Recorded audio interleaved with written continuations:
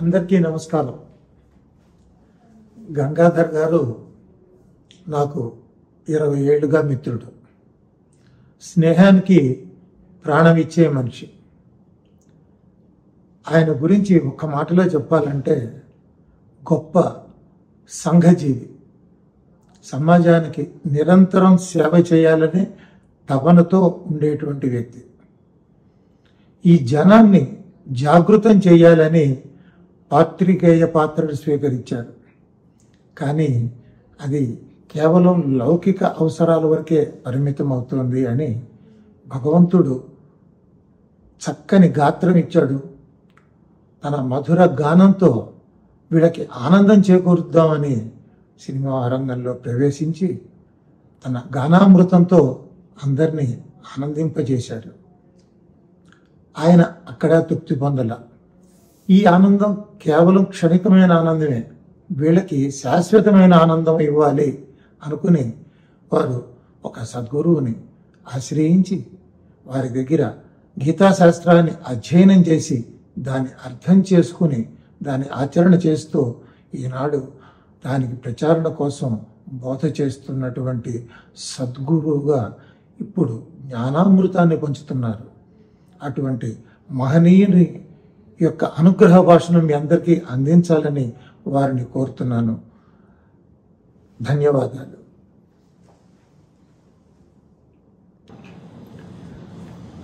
వసుదేవసుతం దేవం కంసచాణూరమర్దనం దేవకీ పరమానందం కృష్ణం వందే జగద్గురుం. జై శ్రీకృష్ణ. జై శ్రీకృష్ణ.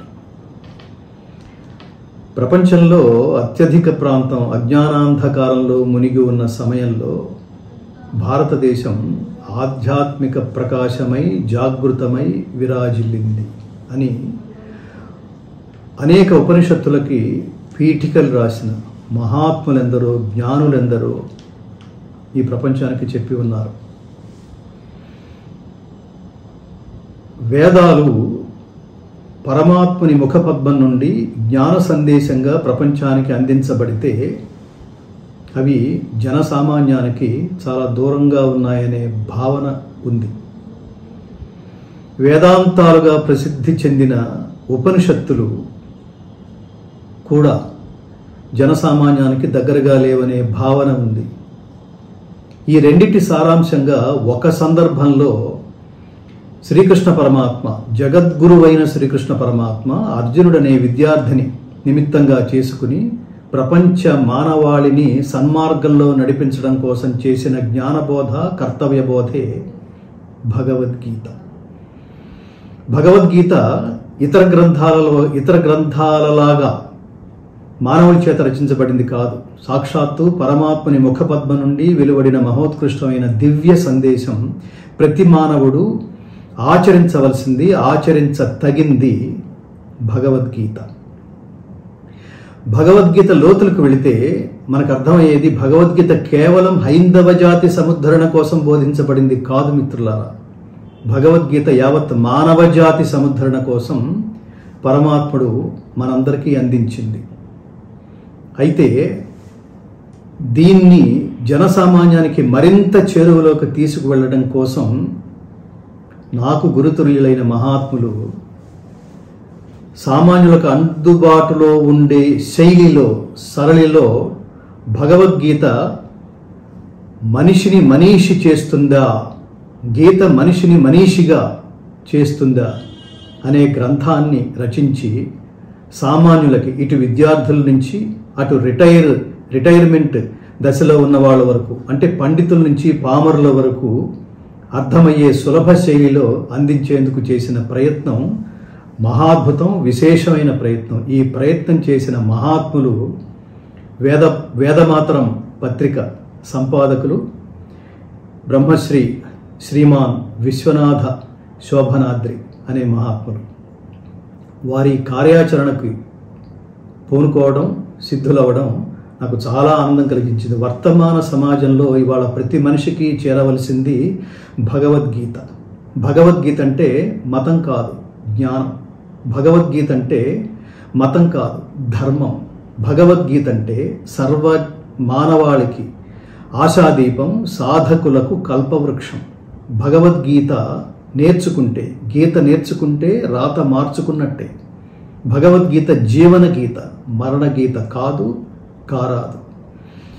భగవద్గీతని సర్వమానవులకి ఒక కర్తవ్యాచరణ గ్రంథంగా, ప్రతినిత్యం పఠించవలసిన గ్రంథంగా, భగవద్గీతకి ప్రత్యేకంగా నాలుగు మెట్ల లాంటి ఉపదేశాలు ప్రతి ఒక్కళ్ళు చేస్తుంటారు.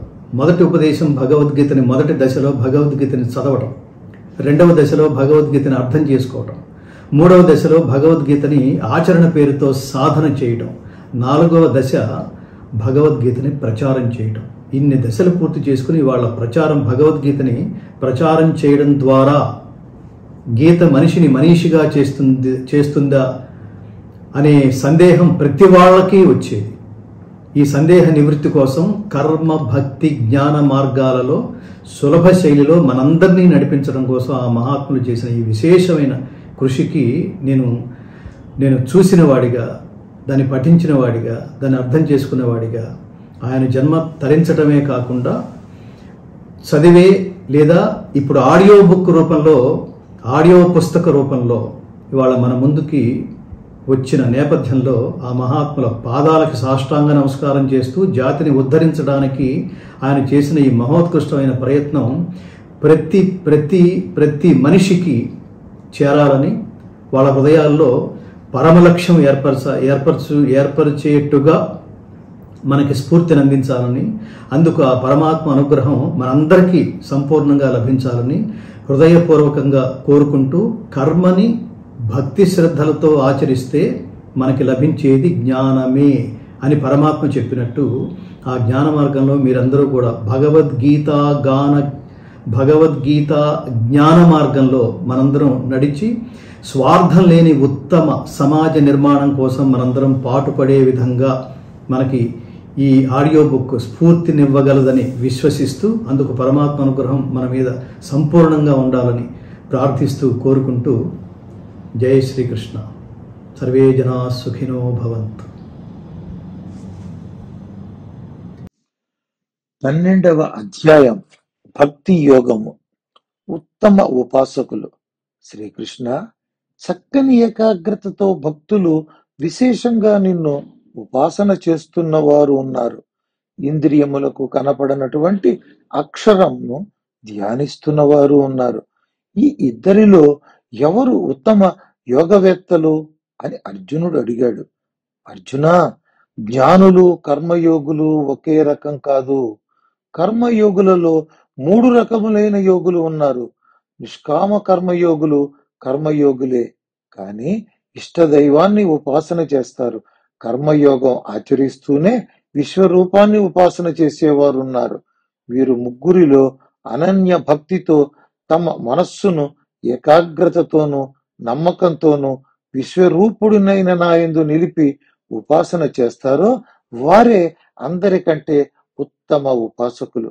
అర్జున, ఈ సగుణోపాసనకు భిన్నంగా మాటలతో చెప్ప వీలు కానిది, ఏ ఇంద్రియానికి అందనిది, ఊహలకు అందనిది, సర్వవ్యాపి అయినది, మాయకు అధిష్టానం అయినది, స్థిరంగా ఉండేది, నిత్యముగా ఉండేది అయిన అక్షరం అంటే నిర్గుణ పరబ్రహ్మను సుఖ దుఃఖాలలోనూ సమానమైన బుద్ధి కలిగి జీవులందరి యందు ఆసక్తి కలిగి ఇంద్రియాలని నియంత్రించుకుని ఏకరూప ఉపాసన చేయగలుగుతారో వారు పరబ్రహ్మనైన నన్ను అందుకుంటారు. అర్జున, నిర్గుణోపాసన చేయటానికి సాధకులు ముందుగా దేహం మీద ప్రీతిని చంపుకోవాలి. అది పోనిదే మాటలకు మనస్సుకు అందని నిర్గుణం మీద నిష్ట కుదరదు. దేహము మీద ప్రీతి అంటే దేహమే నేను అన్న భావన వదిలిపెట్టాలి. అదే విశ్వరూప ఉపాసకులు ఇంత కష్టపడరు. నిర్గుణోపాసకుల శ్రమ చాలా పెద్దది. తక్కువ శ్రమతో ఒక రకం ఫలం పొందే విశ్వరూప ఉపాసకులే ఉత్తమ యోగులు. అర్జున, భక్తి మార్గమును అవలంబించే సాధకులు తరించేందుకు ఇవి ఆచరించాలి. 1. సాధకులు తమకు విధించిన స్వకర్మలను విడిచిపెట్టరాదు. ఆ కర్మలకు తామే కర్తలం అనుకోకుండా, ఫలితం ఆశించకుండా ఆ 2 నాకే వదిలిపెట్టాలి. 2. వాళ్ళ భక్తి శ్రద్ధ కేవలం నన్ను అందుకోవటం కోసం అయి ఉండాలి. 3. వారు విశ్వరూపుడినైన నన్ను మాత్రమే ఉపాసించాలి. 4. అనన్య భక్తి యోగ విధానంలో ఉపాసన ఉండాలి. 5.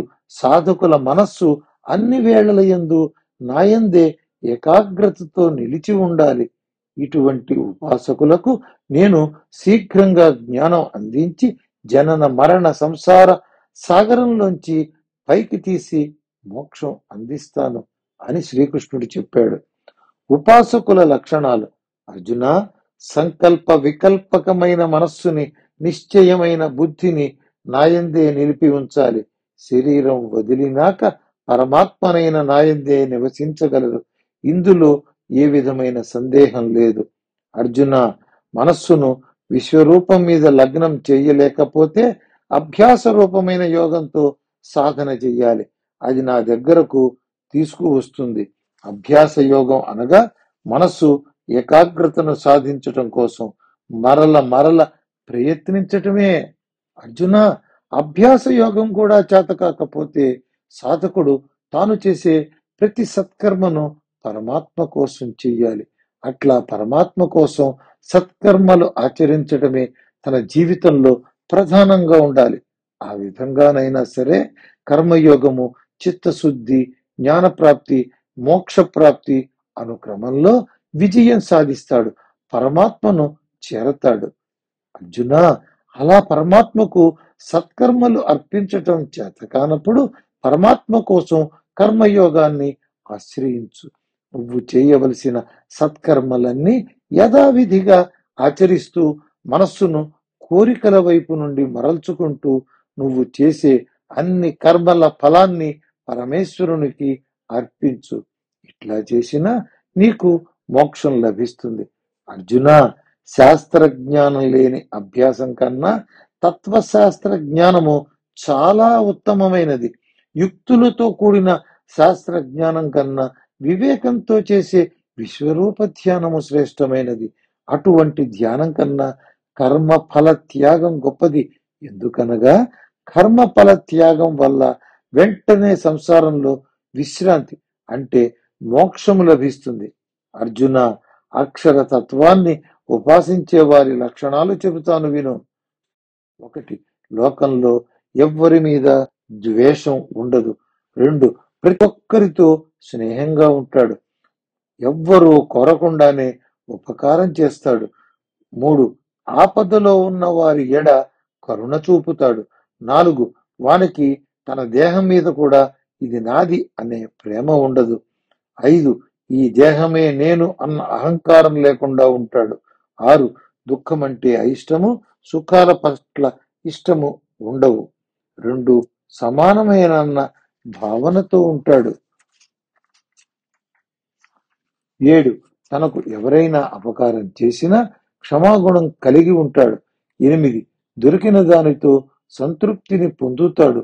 ఎటువంటి పరిస్థితులు ఎదురైనా తన మనస్సులో పరమాత్మను గురించిన ఏకాగ్రత చెదరనివ్వడు.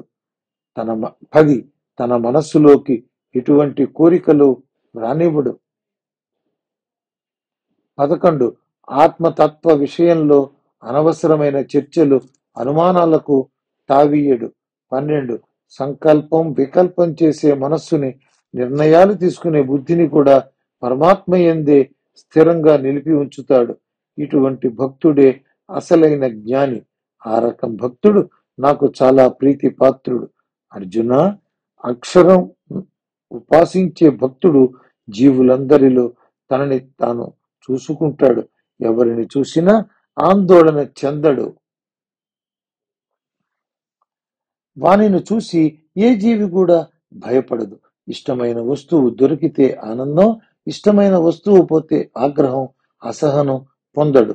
తనకున్నది పోతుందన్న భయం కాని, కొత్త ఆపదలు మీదకు వస్తాయని గాని భయపడడు. ఇటువంటివి ఏవి జరిగినా మనస్సు ఎటువంటి సంక్షోభానికి గురి కాదో అట్టి భక్తుడంటే నాకు చాలా ప్రియం. అర్జునా, జ్ఞాననిష్ఠుడైన భక్తునికి తన ఇంద్రియాలకు ఉపయోగపడే ఏ విషయం పైన ఆసక్తి ఉండదు. తన సాధనతో బద్ధకం లేకుండా సమర్థత కలిగి ఉంటాడు. తన చుట్టూ ఉన్న వారితో నిష్పక్షపాతంగా వ్యవహరిస్తాడు. మనస్సులో ఏ చింతలు ఉండవు. కాబట్టి కోరికలు తీర్చుకునే అవసరం ఉండదు. ఇలాంటి భక్తుడు నాకు చాలా ఇష్టం. అర్జున, జ్ఞానులైన నా భక్తులకి కోరకుండానే అన్ని లభ్యమవుతాయి. దానికి వారు సంతోషపడరు. ఒక్కొక్కసారి కావలసినవి దూరమవుతాయి. దానికి బాధపడరు. కొత్తగా ఏమీ కోరుకోరు. ఆ కోరికలు తీర్చుకోవటానికి పుణ్యం కలిగే కర్మలు, పాపమునిచ్చే కర్మలు చేయరు. అటువంటి భక్తులు అంటే నాకు అభిమానం. అర్జున, జ్ఞాన నిష్ఠతో ఉన్న నా భక్తుడు శత్రువులు, స్నేహితులు, గౌరవాలు, అవమానాలు, చలి, వేడి, సుఖాలు, దుఃఖాలు, నిందలు, పొగడ్తలు ఇటువంటి వాటి పట్ల సమభావంతో ఉంటాడు. వానికి దేనితోనూ అనుబంధం లేక సాంగత్యం ఉండదు. అనవసరపు మాటలు వదిలి అన్ని వేళలా తత్వచింతనతో ఉంటాడు. దొరికిన దానితో తృప్తిగా ఉంటాడు. వానికి స్థిరమైన నివాసం అంటూ ఏమీ ఉండదు. మనస్సు మాత్రం పరతత్వం యందు నిశ్చలంగా ఉంటుంది. అట్టి భక్తుడు నాకు ప్రియుడు. అర్జున, అక్షర పరతత్వ ఉపాసన ధర్మ సమ్మతమైనది, వెంటనే మోక్షాన్నిచ్చేది. కాబట్టి శ్రద్ధగా పరమాత్మే గమ్యంగా చేసుకుని నేను చెప్పిన విధానంలో ఉపాసన చేసే భక్తులంటే నాకు ప్రియమైన వారు. అందరికీ నమస్కారం. ఈ వీడియో మీకు నచ్చినట్టయితే, ఇలాంటి మరిన్ని వీడియోలు చూడాలనుకుంటే మన ఛానల్ని లైక్ చేయండి, సబ్స్క్రైబ్ చేయండి. ధన్యవాదాలు.